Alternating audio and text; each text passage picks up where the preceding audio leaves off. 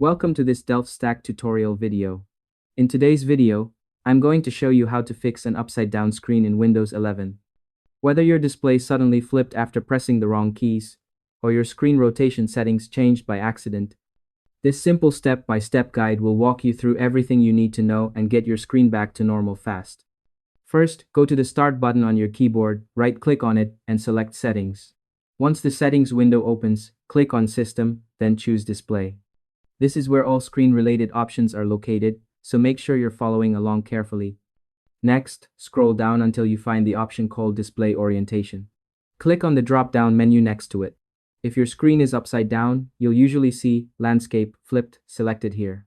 Simply change this option back to Landscape. As soon as you do that, your screen should rotate back to the correct position.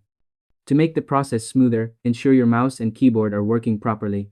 Avoid pressing shortcut keys like Ctrl plus Alt plus arrow keys, and give Windows a moment to apply the change. These small details can prevent the screen from flipping again. Once you've selected Landscape, confirm the change if Windows asks you to keep the new display settings. After that, your screen should look normal and easy to use again. It's also a good idea to check that auto rotation is turned off if you're using a desktop or external monitor. This helps keep the screen stable. And that's all there is to it. By following these simple steps, you'll be able to fix an upside-down screen in Windows 11 without any hassle. Thanks for watching this DelftStack tutorial video. If you found this helpful, feel free to share it with someone who might need it. Why not make their day a little easier?